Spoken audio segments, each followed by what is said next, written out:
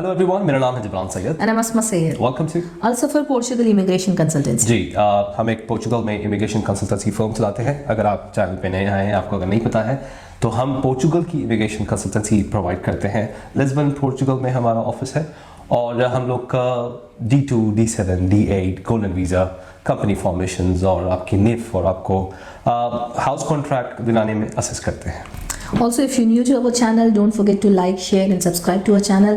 And अगर आपके जो भी सवाल है आप कमेंट्स में हमें पूछ सकते हैं, और अगर आपको डायरेक्टली हमसे बात करनी है तो आपको एक छोटी सी अपॉइंटमेंट लेके कंसल्टेशन फीस पे करके हमसे डायरेक्टली आप बात भी कर सकते हैं। जी, आपको इंफॉर्मेशन लेना है एम्प्लॉय से बात करके, व्हाट्सएप के थ्रू, ईमेल के थ्रू, कमेंट्स के थ्रू, आप कुछ भी पोर्चुगल की इंफॉर्मेशन लेना चाह रहे हैं, ये सर्विसेज की लिस्ट जो मैंने आपको अभी बोली है, डी टाइप कैटेगरी की जो सर्विस हम प्रोवाइड करते हैं, इसकी अगर आपको इन्फॉर्मेशन चाहिए तो आप कभी भी ईमेल के थ्रू, व्हाट्सएप के थ्रू बात कर सकते हैं। सिर्फ और सिर्फ आपको अगर हमसे बात करनी है तो आपको अपॉइंटमेंट बुक करना पड़ेगा और एक वन टाइम फीस है जिसको आप जब तक बात करना चाहते हैं, जब तक आप सेटिस्फाई ना हो, जब तक आपको अपने जवाब ना मिले, आप बार बार जूम मीटिंग अपॉइंटमेंट आप बार बार बुक कर सकते हैं। एक ही बार आपको पे करना है और वो भी जो अमाउंट है, जो कंसल्टेशन फीस जो आपको अमाउंट पे करना है, वो जो आपकी जो मेन सर्विस आपको जो हमसे लेनी है, जो टोटल कॉस्ट है, उसमें से वो फीस ऑलरेडी डिडक्ट हो जाएगी। अच्छा, आज का सब्जेक्ट है कुछ अहम बातें करने के लिए एक्चुअली हम आए हैं आपके सामने। आप लोग अगर पोर्चुगल आना चाह रहे हैं तो आप लोग किस बेस पे आना है, कैसे आना है, फैमिली के साथ अगर आ रहे हैं, आप अकेले आ रहे हैं, तो वो सारी चीज़ें हैं, तो उसके बारे में आपको हम ये वीडियो में बात करने वाले हैं। So without any further ado, let's start the video. तो आप अगर यहाँ तक पहुँच गए हैं तो समझ जाइए कि आप सीरियस हैं और आप पोर्चुगल की इमिग्रेशन में इंटरेस्टेड हैं। तो अभी आपका स्टेप शुरू होता है। तो पहला जो है, आपको डिसाइड करना है कि कौन सी कैटेगरी वीज़ा में आपको जाना है, कि आपको D2 में जाना है, जो कि एक फ्रीलांसर और बिजनेसमैन और बिजनेस स्टार्टअप और रनिंग बिजनेस, एग्जिस्टिंग बिजनेस वाला एक वीज़ा है। तो वो अगर आपको करना है तो वो D2 है। आपके पास एक पैसिव इनकम आ रही है तकरीबन 1000 यूरो के लिए, अगर आप सिंगल हैं, 1000 यूरो सिंगल के लिए हैं। तो फिर आपकी अगर फैमिली है तो वो पैसा बढ़ते जाता है। तो मैं 1000 यूरो आपकी एक सिंगल की बताता हूँ कि 1000 यूरो अगर आपके पास एक पैसिव इनकम आ रही है, रेंट की शक्ल में, आपकी इन्वेस्टमेंट की शक्ल में, और मंथली स्टेटमेंट है आपके पास जो पैसे आ रहे हैं, पैसिव इनकम का जो प्रूफ आपने शो करना है, तो वो कैटेगरी है D7। तो आप आ सकते हैं पोर्चुगल की इमिग्रेशन ले सकते हैं, पोर्चुगल का पासपोर्ट ले सकते हैं। थर्ड कैटेगरी है D8 वीज़ा। D8 वीज़ा वो लोग के लिए है जो कि डिजिटल नोमैड्स हैं और उनकी एक 3,500-4 हज़ार यूरो सैलरी है और दुनिया में कहीं भी बैठे बैठे वो काम करते हैं, एक इंटरनेशनल कंपनी के लिए काम करते हैं और ये सैलरी ड्रॉ करते हैं। तो वो लोग एलिजिबल है for D8 visa. Golden visa तो आपको पता ही है, गोल्डन वीज़ा वो लोगों के लिए है जो कि मिनिमम 5,500,000 यूरोज़ इन्वेस्ट कर रहे हैं यहाँ पे, और या फिर चैरिटी के बेस पे 250,000 अगर यहाँ पे दे रहे हैं, तो वो लोग एलिजिबल हैं फॉर गोल्डन वीज़ा। तो ये 3-4 कैटेगरीज हैं। अगर आपने डिसाइड कर लिया है इनमें से कौन सा, तो देखिए ये सारे चीज़ों में खर्चे हैं, लेकिन ये जो D2, D7, D8 है, इनमें वैसा खर्चा नहीं है जैसा डेफिनेटली गोल्डन वीज़ा वो लोगों के लिए जो कि बहुत ज़्यादा मालदार पार्टी है, माशाल्लाह काफ़ी अमीर है, काफ़ी वेल्थी है और माशाल्लाह काफ़ी फॉर्चुनेट है when it comes to money. तो वो लोगों के लिए है। और अगर आप इंडियन, पाकिस्तानी, नेपाली, बंगाली हैं और डेफिनेटली आप अपने पासपोर्ट से अगर खुश नहीं हैं तो पोर्चुगल का पासपोर्ट आपके लिए है। और D2 में ये है कि आपको एक बिज़नेस सेटअप करना है, तो एक यूनिक बिजनेस प्लान आपको बताना है, शो करना है पोर्चुगल अथॉरिटीज़ को, इमिग्रेशन जो अथॉरिटीज़ है उनको आपको बताना है। एम्बेसी में आपको जो है, जहाँ पे भी हैं आप, अगर आप इंडिया, पाकिस्तान, अपनी कंट्री से कर रहे हैं तो आपके अपनी होम कंट्री में आपको एम्बेसी में VFS में सबमिट करना है, या फिर आप रेसिडेंट कंट्रीज़ में हैं, Dubai, Saudi, Qatar, Riyadh, UK, Canada, US वगैरह है, तो you have to submit all these documents there at the VFS और एम्बेसी, जहाँ पे भी कुछ कंट्रीज़ में एम्बेसी है, कुछ कंट्रीज़ में एम्बेसी VFS है। तो ये आपको D2 के लिए एक बिज़नेस प्लान बताना है और यहाँ पे आने के बाद वो बिज़नेस रन करना है। सिर्फ D2 वीज़ा लेने के लिए आपको ये प्रोसेस नहीं करना है और आपको आके यहाँ पे वाकई में बिज़नेस रन करना है। यूनिक बिजनेस प्लान आपने शो किया और डेफिनेटली वो बहुत ज़्यादा यूनिक है। वो उसी बेस पे आपका वीज़ा अप्रूव हुआ यहाँ पे, और आपने एक capital amount corporate bank account में आपने शो किया, पोर्चुगल के कॉर्पोरेट बैंक अकाउंट में। और वो यहाँ पे आपने ट्रेड लाइसेंस के ऊपर भी मेंशन किया, आपका जो सर्टिफिकेट ऊपर मिलते हैं, जो ट्रेड लाइसेंस है, जो सर्टिफिकेट है आपकी ट्रेड लाइसेंस की, उसके ऊपर वो अमाउंट मेंशन होता है। और फॉर एग्जांपल 15,000 25,000 जो भी अमाउंट आपने डिसाइड किया, जैसा भी आपका बजट है वो आपको शो करना है। और वो होने के बाद, सारी चीज़ें होने के बाद मैं डायरेक्ट एंड पे चले जाता हूँ। D2 हो गया आपका, आप यहाँ पे आ गए, आप यहाँ पे बिजनेस करिए। जो यूनिक बिजनेस प्लान आपने शो किया था, ज़रूरी नहीं है कि वही बिजनेस आप यहाँ पे आके करें। वही ट्रेड लाइसेंस के ऊपर एक कोई और छोटा मोटा जो भी आप बिजनेस यहाँ पे करना चाहते हैं, रन करना चाहते हैं या शो करना चाहते हैं, तो वो एक्टिविटी आपके एग्जिस्टिंग ट्रेड लाइसेंस के ऊपर एड अप कर लीजिए और आपका चलता रहेगा। आप अकेले आ रहे हैं, ठीक है, फैमिली के साथ आ रहे हैं, ठीक है, सारी चीज़ें हो सकती हैं, सारे ऑप्शंस अवेलेबल हैं, आप एलिजिबल हैं, हर कोई एलिजिबल है। D7 सिर्फ वो लोग एलिजिबल हैं जिसकी एक पैसिव इनकम आ रही है, और D8 वो लोग एलिजिबल हैं जिसकी 3,500-4,000 यूरो तक आपको मंथली सैलरी आ रही है कोई एक कंपनी से, इंटरनेशनल कंपनी से, और आप कहीं बैठे बैठे फ्रीलांस का काम कर रहे हैं बैठे बैठे। ये एक कैटेगरी है D2, D7, D8। अच्छा, जो असल चीज़ आज हम एक्चुअली आपको बताने के लिए आए हैं वो है, आप अपने मुल्क से निकल के एक दूसरे मुल्क जा रहे हैं, तो उसके लिए आपको एक प्रॉपर प्लानिंग करनी है और आपके पास अच्छा खासा अमाउंट, अच्छी सेविंग होनी चाहिए। हमारे जो लोग हैं, जो हमारे इंडियन सब कॉन्टिनेंट वाले लोग हैं, वो सोचते हैं कि भाई कुछ पैसे जमा करते हैं और निकल जाते हैं। पोर्चुगल उन लोगों के लिए नहीं है, साफ साफ ये वो लोगों के लिए नहीं है कि कुछ पैसे जमा किए आप और पोर्चुगल आए और अपना लक और अपनी नसीब जो है वहां जाके देखते हैं। पोर्चुगल पैसे कमाने की नीयत से नहीं आना है आपको। अगर आपने ये सोचा है कि मैं यहाँ से अपने मुल्क से निकलता हूँ और जाऊँगा बाहर, मैं यूरोस कमाऊंगा, तो यूरोस कमाने की नीयत से नहीं है। आप यहाँ पे आ रहे हैं सिर्फ पोर्चुगल की नेशनैलिटी और पोर्चुगल की रेसिडेंस कार्ड लेने के लिए। That's it. यही आपका एक एम और आपका मकसद होना चाहिए। आप अगर दुबई में हैं, जॉब कर रहे हैं, तो आप अपना जॉब करते करते आप अपनी पोर्चुगल की इमिग्रेशन का प्रोसेस भी कर रहे हैं simultaneously at the same time. By being there in UAE, by living in UAE, you will be just traveling just back and forth to Portugal to proceed for your residence card or your passport, nationality. वो अगर मकसद है आपका, वो अगर intention है आपकी, तो आप पोर्चुगल आइए।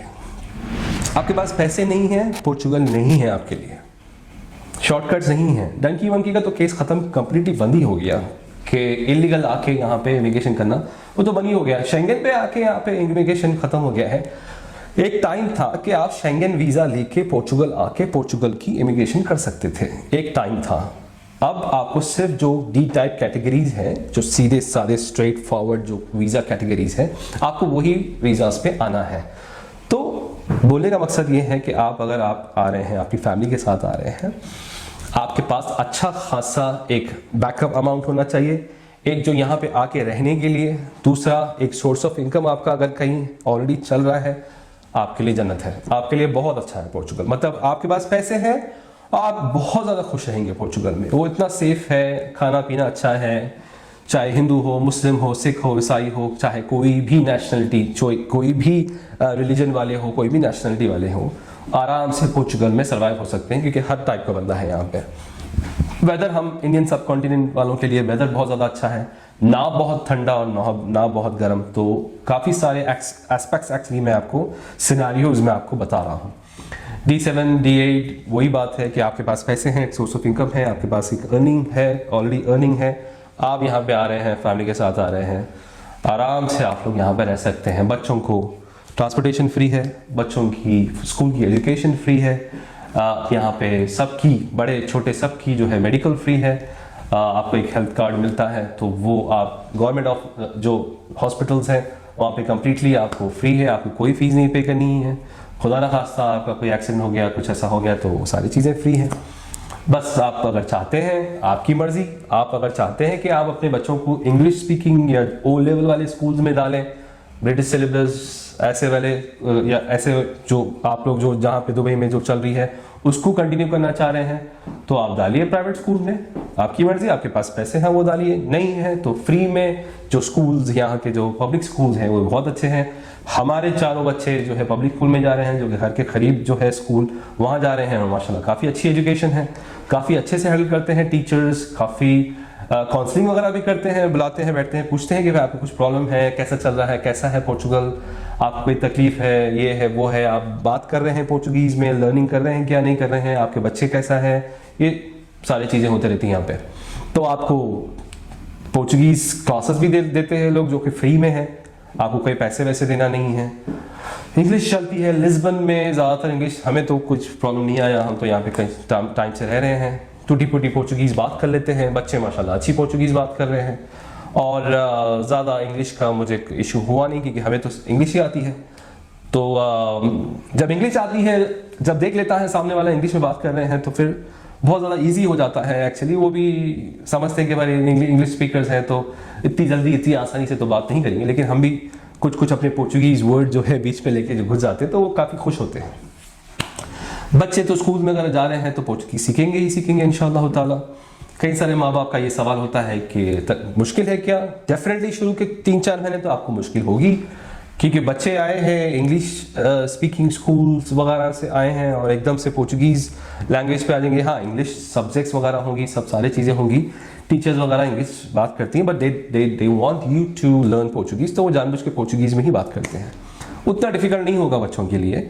तो बोलने की बात, समझाने की बात, आज की वीडियो बनाने का मकसद ही यही है कि आप अगर पोर्चुगल आपने अगर डिसाइड कर लिया है तो आप जो है अगर वेल्थी हैं, पैसे हैं, आपके पास एक सोर्स ऑफ इनकम है, आप आराम से यहाँ पे सरवाइव हो सकते हैं, खुशी खुशी एकदम हैप्पीली एवर आफ्टर वाली ज़िंदगी आप यहाँ पे बिता सकते हैं। आपके लिए जहन्नुम बन जाएंगी ये जगह, जबकि इतनी खूबसूरत है, आपके लिए जहन्नुम बन जाएंगी अगर आपके पास पैसे नहीं हैं, आपने अगर प्लान नहीं किया, आपने नहीं सोचा हुआ एडवांस में कि क्या करना है, तो यहाँ पे जहन्नुम हो जाएगी। अच्छा, यहाँ पे कई सारे लोग ऐसे हैं, ऑलमोस्ट 70% लोग ऐसे हैं जो कि अच्छे एजुकेटेड हैं और अपने जो कंट्रीज़ में या फिर Saudi, Dubai, Qatar, Riyadh, Kuwait, Bahrain, Oman, यहाँ वहाँ जो रहते थे जीसीसी में, अच्छी पोजीशंस में रहते थे, 25, 30, 40 हज़ार की सैलरी पे रहते थे और वो सिर्फ अपनी फैमिली के लिए यहाँ पे आए। अच्छा, यहाँ पे आने के बाद वो और जॉब्स में लग गए। और जॉब्स क्या है? डिलीवरी वाला काम, ज़ोमैटो जो है अपने पास, वो ज़ोमैटो का काम, करीम वाला करम, फूड डिलीवरी में लग जाते हैं। और मैंने देखा कि उसका भी चस्का लगा हुआ है लोगों को। जब एक बार फूड डिलीवरी वगैरह में चले जाते हैं तो वो भी एक चस्का है। बेचारे वो इतने एजुकेटेड और इतनी ऑफिस में आलीशान ऑफिस में जो है मैनेजर साहब थे और बॉस थे किसी के, और यहाँ पे आने के बाद जो है बेचारे फूड डिलीवरी वगैरह का काम वगैरह कर रहे हैं। ऐसे भी लोग हैं, रेस्टोरेंट में काम कर रहे हैं, यंगस्टर्स हैं तो रेस्टोरेंट वगैरह में ये वो क्लीनिंग वगैरह का काम कर रहे हैं। या एक जो 50% जो हमारी कैटेगरी है बर सगीर वालों की, इंडियन सब कॉन्टिनेंट वालों की, वो है कि डायरेक्ट यहाँ पे आते हैं और ऊबर में गाड़ी अपनी डाल देते हैं या खुद ही लाइसेंस लेके खुद ही ऊबर, TVDE कहते हैं यहाँ पे उसे। तो ऊबर और बोल्ट यहाँ पे 2 कंपनीज हैं, तो ये दोनों ऐप्स पे रजिस्टर करके अपनी गाड़ियाँ चलाते हैं, 1, 2, 3, 4, फिर आहिस्ता आहिस्ता उसमें भी कई सारे लोग कर रहे हैं।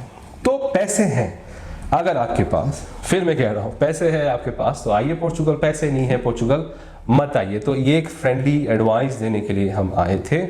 आपको अगर हमसे कोई सर्विस लेना है, हम एक इमिग्रेशन कंसल्टेंसी है, हम एक यूट्यूबर नहीं है कि आपको जैसे दूसरे लोग, दूसरे चैनल्स हैं, सिर्फ आते हैं वो अपनी इंफॉर्मेशन यहाँ पे जो चल रहा है या नहीं चल रहा है, या अपने वीडियो काउंट्स बढ़ाने के लिए गुड न्यूज़, बैड न्यूज़, ये हो गया पोर्चुगल इमिग्रेशन क्लोज, और good news Portugal immigration is open, जबकि ऐसा कुछ है ही नहीं। सारी जो टाइटल है उसके कम्प्लीटली खिलाफ जो है वीडियो में एक्चुअली वीडियो चलता है उनका। तो ये वो चैनल है, ये एक इमिग्रेशन कंसल्टेंसी वाला चैनल है और हम सर्विस प्रोवाइडर्स हैं। हम कस्टमर्स को एंड टू एंड सर्विस देते हैं, हम उनको कुछ नहीं करना होता है, सारी चीज़ें रिमोटली, हर चीज़ वहाँ पे ही बैठे बैठे आप लोग की रिमोटली हम यहाँ पे करते हैं। आपका निफ करते हैं, आपका निस करते हैं, आपकी company formation, activity, trade licence, आपको घर सिर्फ रजिस्टर करने के लिए, घर एक्चुअल घर है तो वो उसका भी हम मदद करते हैं, बट इट्स अ वेस्ट। आप जब तक यहाँ पे रहेंगे नहीं तो घर लेके फ़ायदा क्या है? अच्छा खासा रेंट है यहाँ पे, 1500-2000 रेंट है आप मिनिमम। तो वो नहीं करना है, हम सिर्फ D2 के लिए, क्योंकि वो हाउस कॉन्ट्रैक्ट चाहिए और प्रूफ ऑफ अकोमोडेशन चाहिए, D7 D2 D8 सबके लिए, तो हम सिर्फ एक contract, house contract genuine monthly rent वाला ही हाउस कॉन्ट्रैक्ट दिलाने का काम करते हैं। फिर आपकी इंश्योरेंस है, आपका VFS का अपॉइंटमेंट, आपका आईमा का अपॉइंटमेंट, आपकी फॉर्म वगैरह फिलअप करना, आपकी notary, translation, birth certificate, marriage certificate, PCC police character certificate की जो नोटरी ट्रांसलेशन वगैरह है, ये सारी सर्विसेज हम प्रोवाइड करते हैं। आपका बिजनेस प्लान भी बना के देते हैं, बिजनेस प्लान भी बना के देते हैं, जो D2 के लिए जो बिजनेस प्लान चाहिए वो भी हम करते हैं। तो वी प्रोवाइड, हाँ, कॉर्पोरेट बैंक अकाउंट और personal bank account. Personal bank account अगर आप सिंगल हैं तो पर्सनल बैंक अकाउंट नहीं चाहिए, आप सिंगल हैं या फिर आप 2 पार्टनर्स भी हैं तो आपको सिर्फ कॉर्पोरेट बैंक अकाउंट चाहिए। आप पार्टनर से और आपकी फैमिली को लेके आ रहे हैं तो हर पार्टनर की एक पर्सनल बैंक अकाउंट चाहिए, उसके अंदर भी एक अमाउंट डालना है। कॉर्पोरेट बैंक अकाउंट से हटके पर्सनल बैंक अकाउंट में भी आपको एक अमाउंट डालना है। उम्मीद करते हैं कि आपको हमारी बातें समझ में आई, हम क्या बोलना चाह रहे हैं। आपको पैसे वाले हैं तो आपके लिए अच्छा है, पैसे वाले नहीं हैं आप पोर्चुगल मत आइए, आप परेशान हो जाएंगे, बहुत ज़्यादा परेशान हो जाएंगे। पैसे कमाने की नीयत से यहाँ पे मत आइए, सिर्फ पेपर्स के लिए, पासपोर्ट के लिए, रेसिडेंस कार्ड के लिए, बच्चों के लिए। सेफ एक कंट्री है तो उसके लिए अगर आप सोच रहे हैं पोर्चुगल, बहुत अच्छा है। तो बस ये एक फ्रेंडली एडवाइस देने के लिए आज की वीडियो हमने बनाई थी कि ताकि आपको एक क्लियर पिक्चर मिल जाए कि पोर्चुगल आना किस वजह से है। पैसे कमाने के लिए नहीं आना है, इमिग्रेशन के लिए आना है, पासपोर्ट अगर लेना है अपनी कंट्री से, अगर आप खुश नहीं हैं वहाँ की गवर्नमेंट से, वहाँ के रहने से, वहाँ की जो सिक्योरिटी है वहाँ पर, अगर ये सारी चीज़ों से आप ना खुश है तो आप पोर्चुगल आ सकते हैं, यहाँ का पासपोर्ट ले सकते हैं। बहुत सारे लोग हैं जिनको जॉब भी यहाँ पर मिलती है, वो एक अलग चीज है, वो एक अलग कैटेगरी है। हाईली स्किल्ड अगर आप है और आपके लक के ऊपर भी डिपेंड करता है, वो एक अलग सिनेरियो है। लेकिन अगर आप यहाँ पर आकर अगर आप ये सोच रहे हैं कि जॉब आते ही आपको मिल जाएंगी, आप रेंट सारी चीजें उससे पे कर देंगे, तो ये बहुत मुश्किल चीज है। तो उम्मीद करते हैं कि आपको हमारी बातें समझ में आई है, हमारी वीडियो पसंद आई है। अगर पसंद आई है तो please don't forget to like, share and subscribe to our channel, और इस वीडियो को आगे से आगे लेकर जाइए, अपने फ्रेंड्स फैमिलीज में शेयर करें ताकि उनके भी लिए आसानी हो और उनके डाउट्स क्लियर हो, उनको एक नई इन्फॉर्मेशन मिले और उनके लिए भी फ्यूचर में कुछ एक नई कंट्री, नया मुस्तकबिल सोचने के लिए आसानी हो। जी, मेरा नाम है जिब्रान सैयद। अनाम Syed. Peace be upon you all.